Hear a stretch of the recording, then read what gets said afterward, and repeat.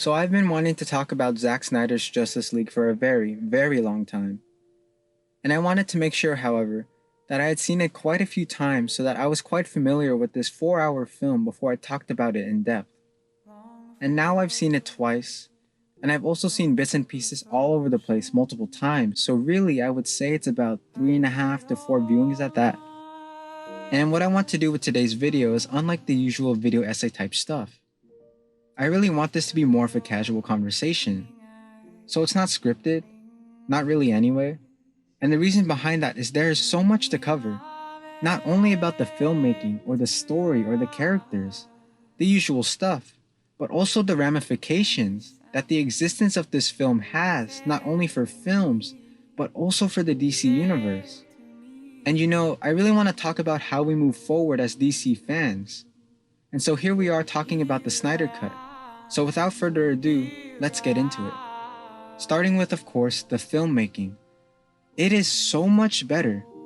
So much better. Like, this is such a great example of the differences that can be made not only in terms of the filmmaking between Zack Snyder and Joss Whedon, which we'll talk about in just a second, but the differences that can be made in the editing room. Because when you look at certain scenes, the way they're paced, the way they're structured, the way the fight scenes are edited together, the way the conversation scenes are edited together. And I'm talking about the scenes that were in the 2017 Justice League as well. The difference truly is night and day. It's the same shots, slightly different color correction of course, but the way these shots move, the way they flow, the relationships between these shots. And I think a lot of it really, most of it in my eyes anyway, is shown through the action sequences. They are truly terrific, and I think that in the 2017 version, a lot of people were like, well, for a Zack Snyder film, the action is not that good. Well, yes, that's true, because he didn't get to, edit them. And I think editing, especially in action, if you've seen and made action films, you'll know. It's such an important part of the process. But not only that, if you look at the simple conversation scenes, and I've always been a believer that you can truly tell how great a filmmaker is, how great a cinematographer is, how great an editor is, not by the big action sequences, but by the small, intimate conversations, just between, two people, or in this case, 6, 5, however many. And the best example that I can give for this is the scene in which they decide to bring Superman back, which in the Snyder version is not only far superior from a script point of view. If you look at the way it's shot, the way it's edited, because the Whedon version is a completely different scene. Whedon just shoots everything so blandly. If you look at it there is really no dynamism, nothing interesting about the camera moves, about the blocking, about the lighting. Then you take a look at Snyder's version, and it's this sort of 360 dolling shot, where they definitely had to create a special sort of rail, or something special kind of equipment to track the actors in such an accurate and precise and specific way. Because it goes from outside the circle, into the circle, from these over the shoulders into these clean singles. And it's moving at such a speed that if it's on Ben Affleck, Ezra Miller is going to have to take a few steps back for the cameraman to kind of find his way into that circle, and then take a step back to switch places with Ben Affleck. When the camera comes moving around again, and I just think it's absolutely brilliant filmmaking. Truly impressive cinematography here by Fabian Wagner, who of course shot some of my favorite episodes of Game of Thrones, including the Battle of the Bastards and Winds of Winter. I just think that in many ways this is Snyder at his most precise and at his most calculated since maybe Watchmen or 300. Because with Man of Steel, with Batman v Superman, he really opted for a slightly more handheld style, more frenetic. He was able to bring it back a little bit more locked down with the BVS. But here with Justice League, it's all locked down. It's all so precise. Every cut, every move, it feels planned. It feels constructed with so much care, precision, and passion. And I love that. Absolutely love that. The action sequences is once again truly, truly breathtaking. Now, Junkie XL's score. Of course, there's already been memes of it being a little bit repetitive, especially since it's 4 hours long.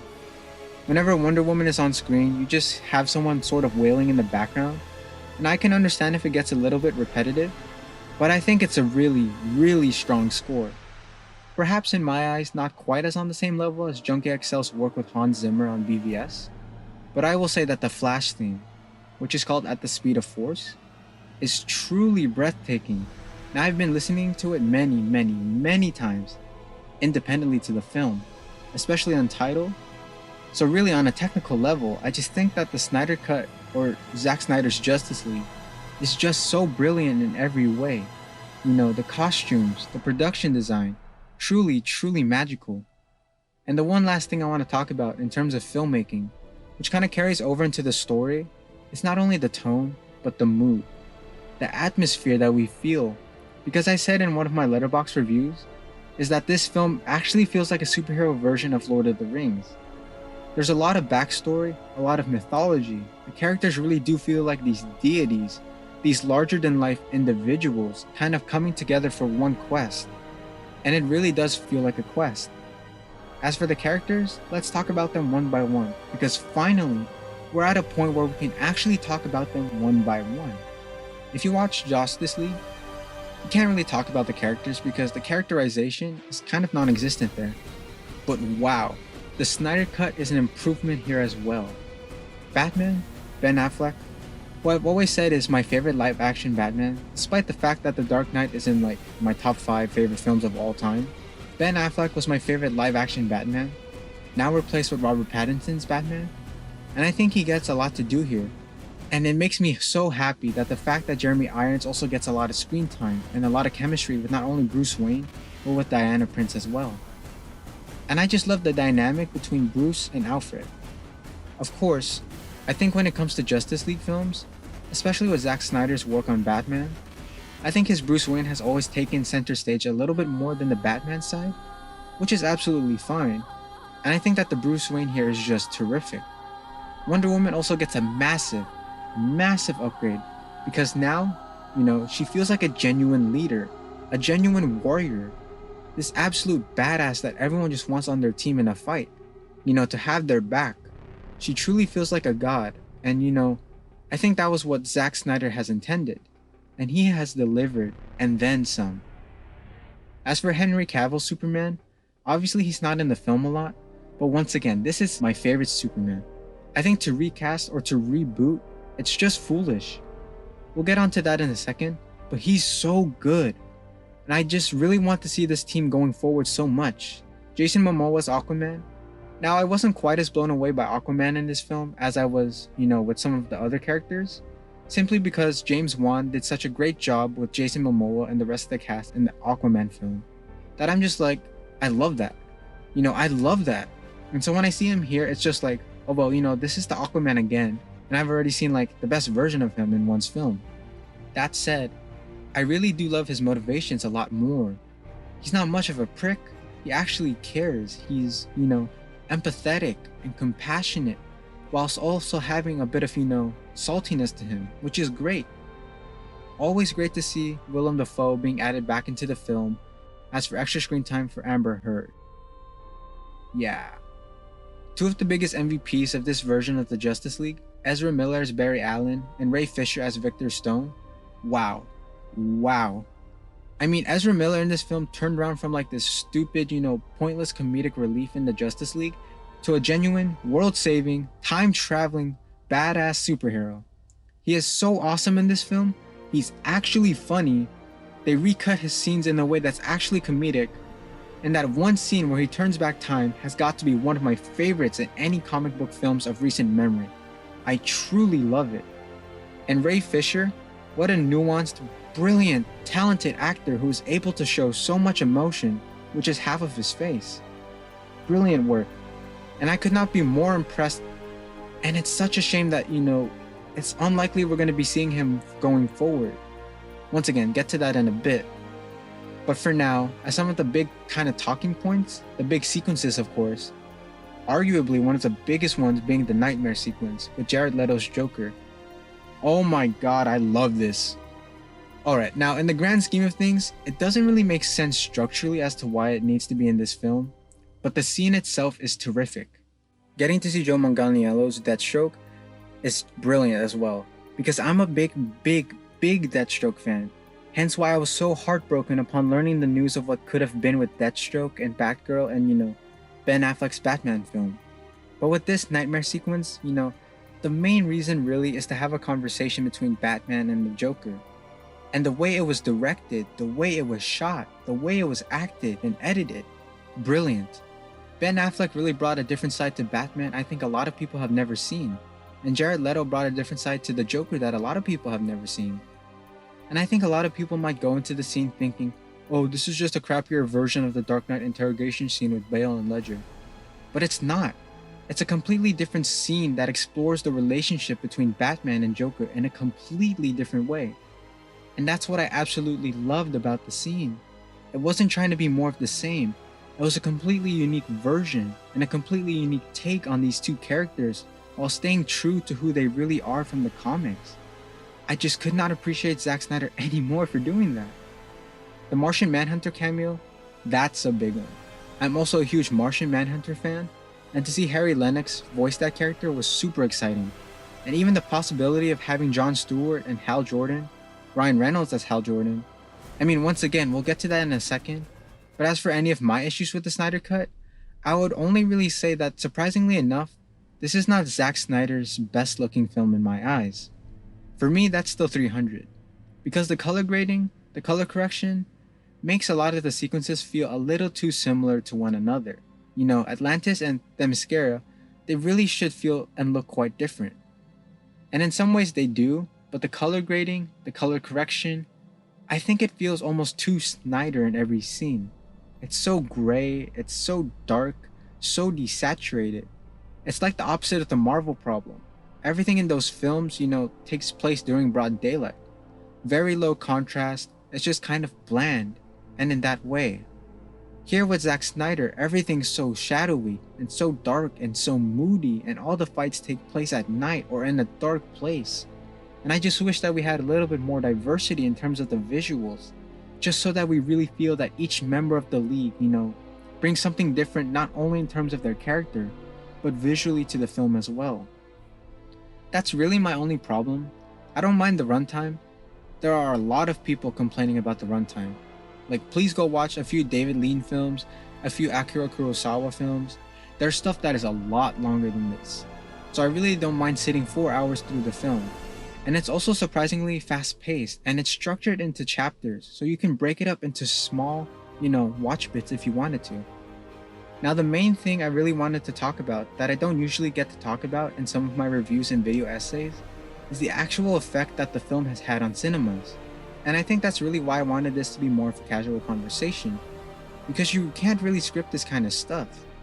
I've always been a fan of Zack Snyder, 300, which I saw when I was 7 or 8, which is way too young. Watchmen, which I also saw when I was 12, which is still way too young. But I've always loved his filmmaking, and I was actually one of the few freaks who absolutely loved BVS when it first came out in 2016. I wasn't the biggest fan of Man of Steel, but I did love BVS. And so I'm all for restoring the Snyderverse. I think that is DC's best course of action right now, because everyone wants more of this. Everyone wants to see Darkseid, everyone wants to see Green Lanterns, we all want to see Martian Manhunters, we all want to see this under the direction of this incredible visionary, Zack Snyder and his team. We want to see more of Jared Leto's Joker, more of Joe Manganiello's Deathstroke, more of Henry Cavill, more of Ben Affleck. All of these people who are slowly but surely being cut out by DC and Warner Brothers. And it's just horrible to think that the company is so clearly aware that the fans want this. Or maybe they aren't, and yet they are just pumping out this sort of Marvel-esque type stuff. Now, don't get me wrong. I really love James Wan's Aquaman. I'm a big fan of David F. Steinberg's Shazam, Patty Jenkins' Wonder Woman. Although I'm mixed on Wonder Woman 1984, I do like these films quite a lot. Even Birds of Prey has nice cinematography, and Ewan McGregor is really great in it. But they're all good films, and Zack Snyder's Justice League, in my eyes, is a brilliant one. And not only is it a brilliant film, it's a brilliant setup for this grand, epic story that even Marvel has never done in my eyes. And I remember seeing someone post online that the two most successful DC properties in the last 5-ish years are the ones that have nothing to do with the MCU, are not similar to the MCU in tone, in structure, in anything. It's Zack Snyder's Justice League and its Joker, Todd Phillips and Joaquin Phoenix. And it's so clear that DC will succeed not by copying Marvel, but by doing DC. But by doing something different, something unique. Hence why I was excited for Matt Reeves' Batman. And I really just wish that the people at Warner Brothers, DC, whoever, kind of come to their senses and get their heads out of their asses and just realize that what we want is the Snyder Cut. What most of us want is more of the Snyderverse. And we want to see the story that has already been set up so beautifully be restored, be revived, and revitalized and shown, however, in whatever way Zack Snyder and the team would like to. And so I'll leave you with just one thing. I'll leave you with this. Think about, I've already compared it to Lord of the Rings, right?